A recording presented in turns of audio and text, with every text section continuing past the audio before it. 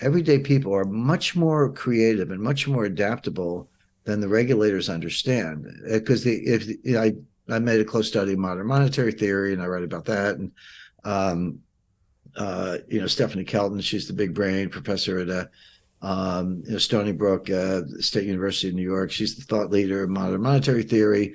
Also, by the way, chief economic advisor to Bernie Sanders in his two campaigns, and chairman of the Senate when he was chairman of the Senate Budget Committee. But that's their starting place. They're like, what's the problem? We can print as much as we want, have as much debt as we want. They actually say debt is a favor to investors. The government doesn't need the debt. Just give us the wire instructions for Lockheed and we'll send them the money. Why do we have to issue bonds and then pay them? Cut out the debt. Debt market is a favor to investors. That's actually what they say. But what she's missing, what the advocates are missing, what the Congress is missing, what everybody's missing is that people will have a revulsion against the dollar. And I remember when I was a kid in the 50s, but not that far removed from the 1930s, there'd always be a great uncle or somebody at the family reunion, and they say, you'd be like 9 years old, say, hey, kid, don't take any wooden nickels. As advice from your great uncle. Well, I was like, what's a wooden nickel? Well, there actually were wooden nickels in the 1930s. In a town, there was a severe shortage of money. The Fed completely screwed that up. Nobody wanted to borrow. Nobody wanted to lend. They weren't creating any money. And there was a shortage of money. And some carpenter in town would take a dowel and slice it and make wooden rounds, and they would stamp it. It wasn't $5 because that was a fortune, 5 cents or whatever. It was a wooden nickel. But if everybody in the town agreed, like I could go into a barber shop and get a haircut and pay for it, the barber could pay his assistant, and that money circulated. It was money. Money, I think gold is a great form of money. It doesn't have to be gold. It has to be whatever it is. It has to be something that everyone has faith in. If you have confidence that if you take it from me in exchange for goods and services, and someone else will take it from you, and that shared belief is sufficiently widespread, it's money. That's all it takes. And so people will go find other forms of money, and they'll do it very quickly because you need money. I mean, you need a medium of exchange. Now, the obvious candidates are gold and silver. I've always recommended American Gold Eagles, 1 ounce American Gold Eagles for as a store of wealth. By the way, I'm not a gold dealer. People always go, Jim's just selling his product. I don't sell gold. Buy it or not. It's up to you. Knock yourself out. But I do recommend it. But lately, I've been very interested, and then did a little work on the history of the 1/4 ounce American Gold Eagle. It's an 8-gram coin, but that was patterned on the British sovereign, and the British sovereign was not an ounce. It was 7.9 grams. But the reason was it was spendable. Like if I show up with an ounce of gold or 5 ounces of gold, it's like, well, I don't need, I don't need $10,000 worth of groceries. I probably need $100 or whatever to feed my family for a week. So that's where the 8 gram, the 1/4 ounce coin, which would be, even today, it's like $500. But better yet, the 1 ounce silver coin, the American silver. But, Canada's maple leaves, and, the UK has their own coins. There's a Viennese Philharmonic. There are lots of good coins around the world. But the 1 ounce silver dollar, by the way, that was the dollar in 1780. That's what a dollar was. It was copied from the Spanish doubloon. Pieces of 8, because you would break off an eighth of it, and that's why stocks were traded in eighths for a long time. But that's practical. So a 1 ounce silver coin today is worth about $25, $30, depending on the commission. Well, that's, as we said in Philadelphia, that's walking around money. I mean, you can buy a meal or, 4 silver dollars. When I was a kid, like if you were 10 years old, your parents would give you 10 silver dollars for your birthday present, but it was real silver. I mean, that stack today would be worth $300. But people can go to that. You can get the 1/4 ounce gold coin, which is, in 1910 is a good source. You could board the vessel in Southampton with your purse of sovereigns, go to Shanghai, get off the vessel. That was money good. You could spend that. No, you didn't need traveler's checks. You didn't need anything else. So people will go to forms of money they have confidence in: gold, silver, all right, Bitcoin. I don't know any, but it has its place. And get out of dollars.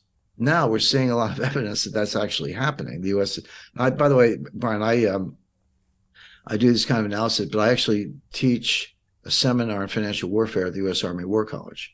And I'm involved with the Florida Institute of National Security.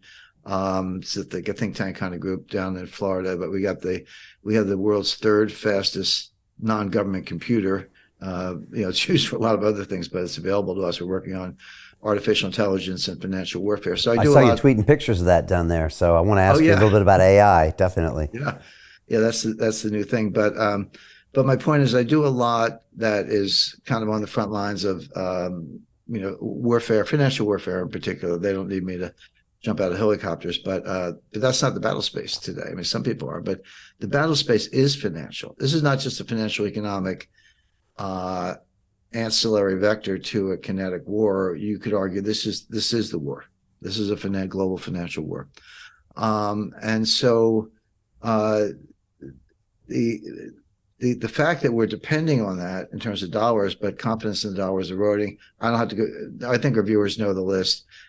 China, Saudi Arabia are advanced in discussions to pay yuan for oil.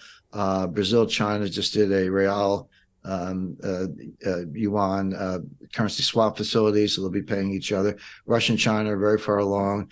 Russia pays in rubles for Chinese manufactured goods and systems, telecommunications. China pays in yuan for Russian weapons and oil. This is going on all over the world. The BRICS Plus are coming out with a new currency. I talk to people in the Treasury and the Pentagon and the intelligence community, and I tell them what I'm telling you and our viewers, but they don't listen. So I think I told you the one story. I was in a called Vault in the Pentagon, and I was describing kind of what we're talking about right now. And this guy sitting 2 seats away from me, well, one person in between us, he was the assistant, he was a senior official in the U.S. Treasury, and he was assigned to Japan for dollar, yen, international economics, basically. But he was a currency expert in the U.S. Treasury. Interestingly, his name was David Dollar, so kind of an interesting last name for the guy. But I said what I just said, and he sat up and he took both hands and slammed them on the table, palms down, and said, "The dollar has been the global reserve currency. It is the global reserve currency, and it always will be the global reserve currency." And I took a beat and I said, David, I feel like I'm in Whitehall in 1913 listening to John Bull tell me about the British sterling, which, it always will be the global reserve currency. Well, that was over by 1944. So these things take time, but that's the threat, and the regulators don't see it. Just want to say that you have recorded a video where you go really deep on this, on the upcoming crash that you say is going to be fast, bloody, and unavoidable, but you also explain how people can position themselves to profit from it. Again, people can watch that video at londonreal.tv/Jim. I highly recommend everyone watch that video. It won't be available on socials. Hey, it's Brian Rose, founder of the DeFi Academy. I've told you my 4-week crypto bootcamp is amazing, but don't take my word for it. This is what my students are saying. The DeFi Academy was an amazing experience for me. It took me totally out of my comfort zone. In this course, I was challenged, I was held accountable, and pushed to do things that honestly weren't always easy. It's been phenomenal, and I can't believe we're already up on our 4 weeks. It has flown by. Going through this DeFi accelerator by far was one of the best courses I've taken. You do this course, you really get into the nitty-gritty of the activities that will make you comfortable with decentralized finance. Thank you so much to Brian and everyone at London Real and the DeFi Academy for even putting together an amazing course like this. Anybody else that wants to do it, please sign up. It is well worth the money.